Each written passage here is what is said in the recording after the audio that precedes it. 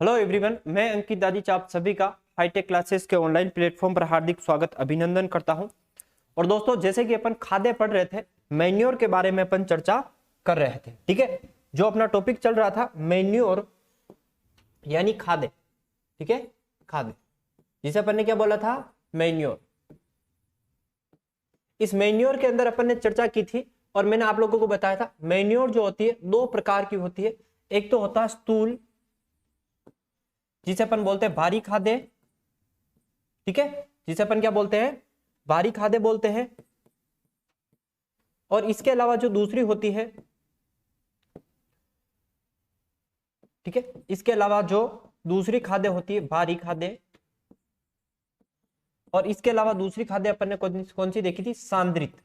कौन सी देखी थी, सांद्रित खाद्य।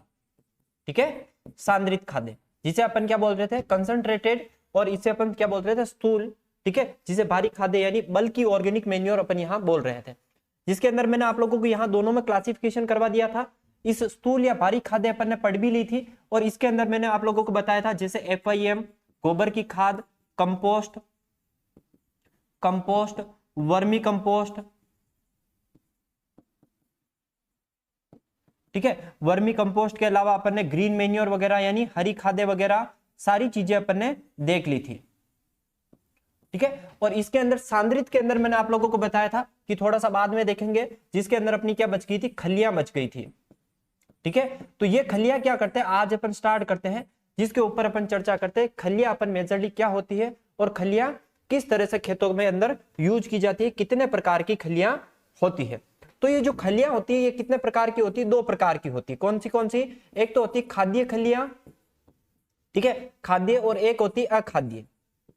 ये दो प्रकार की खलियां होती है और दोनों प्रकार की खलियां इंपॉर्टेंट है। जो खाद्य खलियां होती है ये पशुओं को खिलाने में काम ली जाती है और अखाद्य खलियां होती है जो पशुओं को नहीं खिला सकते, इनका प्रयोग अपन क्या करते हैं, खेतों के अंदर करते हैं। तो ये दोनों प्रकार की खलियां अपन आज इस टॉपिक के अंदर देखने वाले हैं, जिसके अंदर जो फर्स्ट जो टॉपिक आता है वो क्या है, सांद्रित खाद्य।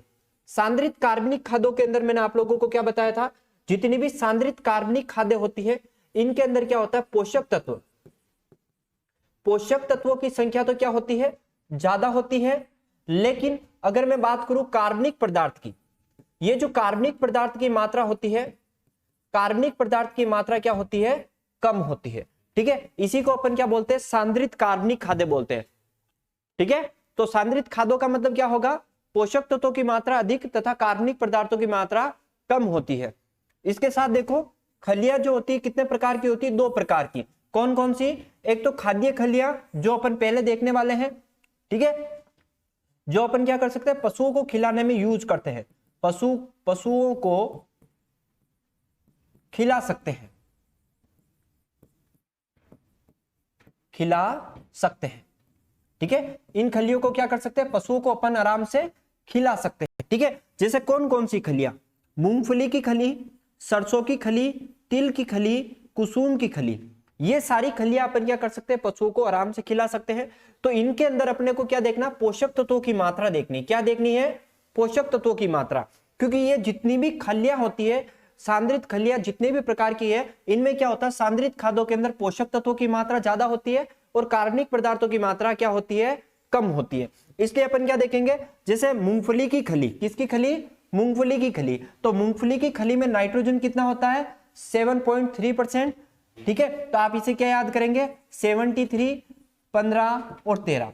इस तरह से भी आप इसको याद कर सकते हैं, 73, 15, 13। ठीक है, 73, 15, 13 का मतलब क्या होगा, 7.3, 1.5 एंड 1.3। यानी इसमें नाइट्रोजन होता है 7.3, फॉस्फोरस 1.5 एंड पोटास कितना होता है, 1.3 होता है। इसी के साथ देखें, अगर आप लोगों से काफी बार इस तरह से क्वेश्चन पूछा जाता है, उस क्वेश्चन के ऊपर भी मैं डिस्कस करूंगा किस तरह का क्वेश्चन होता है। उससे पहले अपन क्या करते हैं, सरसों की खली में नाइट्रोजन, तो सरसों की खली में 5.2% क्या होता है, नाइट्रोजन होता है, 1.8% क्या होता है, फॉस्फोरस होता है, और 1.2% क्या होता है, पोटास होता है। ठीक है, चलिए तिल की खली में आप लोगों को 6.2% क्या मिलेगा, नाइट्रोजन मिलेगा, 2.1% क्या मिलेगा, फॉस्फोरस मिलेगा, और 1.3% क्या मिलेगा आप लोगों को, पोटास मिलेगा। तो आप लोग इस तरह से शॉर्ट फॉर्म, अगर आप 1 पॉइंट करते रहोगे तो इस तरह से कभी याद नहीं होगा। इस तरह से आप लोग क्या करें, 73 यानी 73 15 13 इस तरह से लिखे और इस तरह से याद करें। 52 18 12, ठीक है, और 62 यानी 62 21 13 इस तरह से आप लोग अगर लिखते हैं तो इजीली आप लोगों को क्या है, याद हो जाएगी। इसके अलावा देखो कुसुम की खली, ये कुसुम की खली कौन सी, छिलका रहित खली। इसके अंदर सबसे ज्यादा नाइट्रोजन होता है। जो छिलका रहित खली होती है उसके अंदर सबसे ज्यादा नाइट्रोजन होता है 7.9, 2.2 एंड 1.9। तो आप इसको इस तरह से लिख सकते हैं 79, 22 एंड 119 यानी 19 आप लोग इस तरह से लिखकर अगर इनको याद करते हैं तो आप लोगों को इजीली याद हो जाएगा। ठीक है, तो ये खलियां इस तरह का। अब एक आप लोगों को जो सबसे बड़ा क्वेश्चन आता है वो मैं आप लोगों के साथ डिस्कस करता हूं कि सीधा सा क्वेश्चन देते हैं, सर्वाधिक नाइट्रोजन की मात्रा किस खलियों में पाई जाती है, किन खलियों में पाई जाती है। ठीक है, ऑप्शन अगर आप लोगों को इस प्रकार दे रखा है, कुसुम की खली, कुसुम की खली। दूसरा ऑप्शन दे रखा है आप लोगों को मूंगफली की खली। तीसरा ऑप्शन आप लोगों के पास है तिल की खली। और चौथा ऑप्शन आप लोगों के पास है अरंडी की खली। ठीक है, इस तरह से यदि आप लोगों को ऑप्शन दे, इस कंडीशन में अपने को क्या करना है भाई, अपन जानते हैं कुसुम कितने प्रकार की होती है, दो प्रकार की होती है। एक तो होती है छिलका रहित और एक होती है छिलका युक्त। ठीक है, इन दोनों में नाइट्रोजन अलग अलग होती है। जो छिलका रहित होती है इसमें होती है 7.9% यानी सबसे ज्यादा नाइट्रोजन होती है, और जो छिलका युक्त होती है इसमें 5% के समथिंग होती है। तो यहां आप लोगों को क्या रहित या छिलका युक्त कुछ भी नहीं दिया है, सीधा सा क्या दिया, किस खली में नाइट्रोजन की सर्वाधिक मात्रा होती है। तो अपन यहां क्या सेलेक्ट करेंगे, मूंगफली की खली सेलेक्ट करेंगे। अगर आप लोगों को यहां दिया होता कि कुसुम की छिलका रहित खलियों में यानी छिलका जिनमें नहीं होता उसमें कितना होता, तो फिर उस कंडीशन में अपन क्या करेंगे, ये करेंगे। और छिलका युक्त दे देते तो उस कंडीशन में अपन क्या करना है, मूंगफली करनी है। तो इस तरह के क्वेश्चन काफी बार पूछे जाते हैं जो अपने को थोड़ा सा ध्यान रखना है। इसके अलावा देखो दूसरी जो अखाद्य खलियां होती है, अखाद्य खलियां होती है। ठीक है, तो अखाद्य खलियां और खाद्य खलियों को कैसे याद कर सकते हैं उसकी भी ट्रिक बताऊंगा। तो पहले अपन देखते हैं अखाद्य खलियां कौन कौन सी होती है, जैसे अरंडी की खली, ठीक है, नीम की खली, महुआ की खली, करंज की खली, कपास की खली। कपास की खली खाने के यूज नहीं करते, क्यों नहीं करते, क्योंकि इसमें गोसीपोल होता है। कुसुम की खली, ठीक है, ये सारी खलियां क्या है, सारी की सारी अखाद्य खलियां हैं। इसका मतलब इन खलियों का प्रयोग अपन कहां करते हैं, खेतों के अंदर करते हैं। तो देखो अरंडी की खली में नाइट्रोजन होता है 4.3%, 1.8% फास्फोरस और 1.3% क्या होता है, पोटास होता है। अपन इसको कैसे याद कर सकते हैं, 43, यहां मैं आप लोगों को लिख लूं कि 43, 18 और 13 इस तरह से अगर आप याद कर रहे हैं तो इजीली याद हो जाएगा। अगर आपको नीम की खली के बारे में नाइट्रोजन की पूछे तो क्या बोलोगे भाई, 52, 10, 14, ठीक है, यानी 5.2, 1.0 एंड 1.4% इसमें क्या होता है, एनपीके होता है। महुआ की खली में 25, 08, 18 यानी आप इसको बोल सकते हैं 2.5, 08 और 18। करंज की जो खली होती है 39, 09, 12 यानी आप इसे क्या बोलोगे 3.9, 0.09 और 12। ठीक है, इसके अलावा देखो कुसुम की खली, जो कुसुम की खली होती है बिना छिली हुई, ये बिना छिली हुई में होती है 7.9, 1.4 और 1.2। तो आप लोग इस तरह से याद कर सकते हैं 49, 14, 12। ठीक है, तो ये क्या है, खाद्य है, एक खाद्य खलियां है और एक अपन ने क्या देखी, खाद्य खलियां देखी। अब इन दोनों को याद करने की ट्रिक क्या रखे सर, कैसे हम लोग इनको याद करें। तो खाद्य खलियों में क्या बोलोगे, ठीक है, ये अभी या फिर अखाद्य जो खलियां होती है, ठीक है, अखाद्य खलियों में यहां लिख ले अरे निकुम, ये मत खा, क्या बोलोगे, अरे निकुम, अरे निकुम कुम, ये मत खा। ठीक है, अरे निकुम, ये मत खा। ठीक है। अरे का मतलब क्या होगा, अरंडी होगा। नी का मतलब क्या होगा, नीम होगा। कु का मतलब क्या होगा, कुसुम होगा। मे का मतलब क्या होगा, महुआ होगा। ठीक है। मत खा का मतलब अखाद्य खलियां। कौन सी, अखाद्य, अखाद्य खलियां। इस तरह से अपन इसको क्या कर सकते हैं, इजिली याद कर सकते हैं। तो देखो, अरे का मतलब अपन क्या बोल रहे हैं, अरंडी। क्या बोल रहे हैं, अरंडी। ठीक है। नी का मतलब क्या बोला, नीम की खली। कु का मतलब क्या बोला, कुसुम। और मे का मतलब क्या बोला, महुआ। ये सारी इंपॉर्टेंट है जिनको मैंने ट्रिक में लिखा। अरे निकुम ये मत खा, अरे निकुम ये मत खा। ये खाएगा तो क्या होगा, जहर फैलेगा। इसलिए अपन क्या बोलते हैं, अरे निकुम ये मत खा। ठीक है। अरे निकुम ये मत खा। और ये मत खा का मतलब क्या होगा, एक खाद्य खलियां। आप लोगों को इतना सा ध्यान रखना, अरे निकुम ये मत खा, यानी ये खलियां जो है खाने योग्य नहीं है। कौन कौन सी, अरंडी, नीम, कुसुम, महुआ। ठीक है। ये खलियां जो है खाने योग्य नहीं होती। इसके अलावा देखो, खाद्य खलियां, अभी से मूंगफली खाएगा। क्या बोलते हैं, अभी से मूंगफली खाएगा। इसकी ट्रिक क्या लिखोगे कि अभी से मूंगफली खाएगा। खाद्य खलियों में देखो, अभी से मूंगफली खाएगा। ठीक है। खाएगा का मतलब क्या होगा, खाद्य। ठीक है। और इसकी कौन कौन सी, जैसे बात करें अभी। ठीक है। अभी बोल सकते हैं अपन इसको। ठीक है। ज्यादा इतना गौर करने की जरूरत नहीं है। मूंगफली वगैरह हो गई।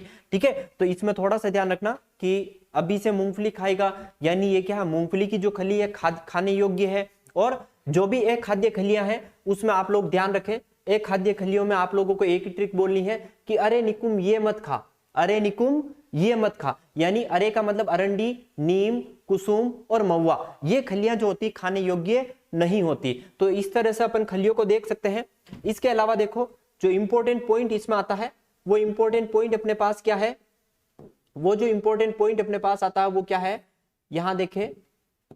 ठीक है। इंपॉर्टेंट पॉइंट अपने पास ये आता है खलियों में कि सर्वाधिक नाइट्रोजन छिलका रहित कुसुम में होती है। कितनी होती है, 7.9% होती है। ठीक है। अगर छिलका रहित कुसुम ऑप्शन में नहीं आती तो उस कंडीशन में अपन क्या करेंगे, उस कंडीशन में अपने को मूंगफली करना है।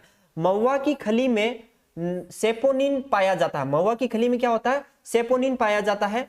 ठीक है। इसलिए ये क्या होती है, देरी से अपघटित होती है। इसको इसलिए अपन इसको खेत में 2 माह पूर्व अप्लाई करते हैं। तो यहां थोड़ा सा ध्यान रखें, महुआ की जो खली होती है, महुआ की खली, यहां एक हेडिंग डालकर ही लिखे महुआ।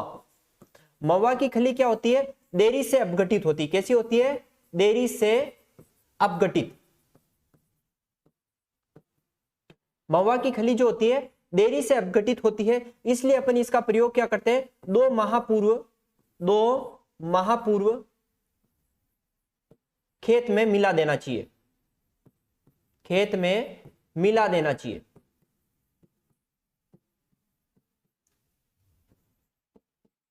ठीक है। बाकी की जो खलियां होती है, बाकी की खलियां जो होती है उनको क्या करते हैं, 15 से 1 माह पूर्व अपन क्या करते हैं, 15 दिन से 1 माह पूर्व अपन क्या करते हैं, खेत में मिलाते हैं, मिलाते हैं। और इस महुआ की खली में क्या होता है, सेपोनिन होता है। कौन सा रसायन होता है, सेपोनिन। इस महुआ की खली में क्या होता है, सेपोनिन होता है, जो धान की खेती के लिए सबसे उपयुक्त रहता है। धान की खेती हेतु सबसे बेस्ट, सबसे उपयुक्त। याद कर लोगे भाई, क्या करते हैं, महुआ की खली देरी से अपघटित होती है। महुआ की खली क्या होती है, देरी से अपघटित होती है। इसलिए अपन इसको 2 माह पूर्व खेतों में मिलाते हैं। बाकी की जो खलियां होती है 15 से 1 माह पहले खेत में मिला देते हैं। और महुआ की खली में क्या होता है, सेपोनिन होता है, इसलिए ये धान की खेती के लिए सबसे उपयुक्त होती है। इसके अलावा देखो, जबकि बाकी की जो खलियां 15 से 20 दिन पहले खेत में मिलाते हैं। अरंडी की खली और नीम की खली अच्छी कीटनाशक होती है। अरंडी की खली और जो आप लोगों नीम की जो खली मिलती है वो क्या होती है, अच्छी कीटनाशक होती है। क्योंकि अरंडी की, नीम की जो खली होती है इसमें क्या होता है, एजाडिरेक्टिन होता है। क्या होता है, एजाडिरेक्टिन। ये क्या है, एजाडिरेक्टिन जो रसायन है ये क्या होता है, एक कीटनाशक होता है। क्या होता है, कीटनाशक। ठीक है। इसलिए नीम की खली अपन कीटनाशक में भी यूज कर सकते हैं। अरंडी की जो खली होती है दीमक नियंत्रण में काम आती है, दीमक नियंत्रण में। अरंडी की खली किस में काम आती है? दीमक नियंत्रण में काम आती है। नीम की खली में एजाडिरेक्टिन होता है, जो कितना पाया जाता है? एजाडिरेक्टिन 0.3 होता है। और नीम की खली में तेल की मात्रा कितनी होती है? 40 से 50% होती है। तो ये क्या होता है, अपन ने खलियों के ऊपर डिस्कशन किया। वही खलियां अपन ने खाद्य देखी थी, खाद्य कितने प्रकार की देखी थी? 2 प्रकार की, सांद्रित को देखी थी और इसके अलावा कौन सी देखी थी? जो भारी या स्थूल खाद्य देखी थी। दोनों का क्लासिफिकेशन किया। फिर खलियां अपन ने क्या बोला था? खलियां होती क्या है? तो खलियां जो होती है, जो भी ऑयली सीड्स होता है, ऑयली सीड से तेल निकालने के बाद जो रॉ मटेरियल बचता है उसे अपन क्या बोलते हैं? खलियां बोलते हैं। यानी क्या होता है? तेल वाली जो फसलें हैं, तेल वाली फसलों के बीजों से जब तेल वाली फसलों के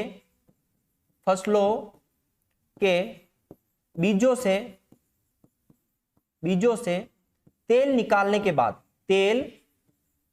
के बाद बचा हुआ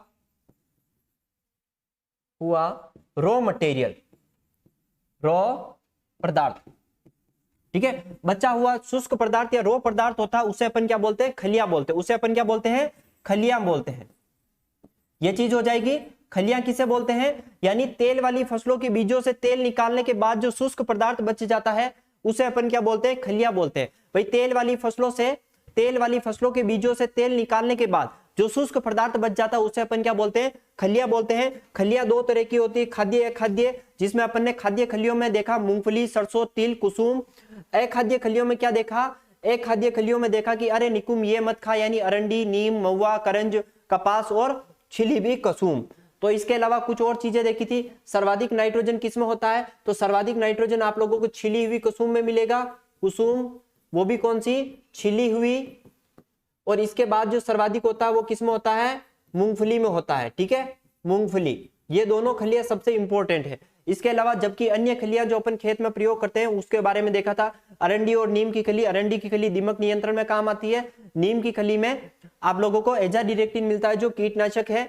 नीम की खली में एजाडिरेक्टिन 0.3 और तेल जो होता है 40 से 50% होता है। महुआ की खली जो होती है देरी से अपघटित होती है, इसलिए अपन इसको खेत में 2 माह पूर्व डाल देते हैं। बाकी की खलियां जो होती है 15 से 20 दिन पहले अपन क्या करते हैं? खेतों में प्रयोग करते हैं। 15 से 20 दिन पहले अपन क्या करते हैं? खेत में प्रयोग करते हैं। ठीक है, तो ये कॉमन पॉइंट अपन ने यहां देखे। और ये क्या होता है? अपना सारा चीजें क्लियर होता है किससे रिगार्डिंग? खलियों से रिगार्डिंग। तो आज के लिए इतना ही। Thank you so much. और यहाँ आप लोगों की क्या होती है? जैविक खाद्य कंप्लीट होती है। चलिए, थैंक यू सो मच। मिलते हैं नेक्स्ट क्लास में नेक्स्ट टॉपिक के साथ।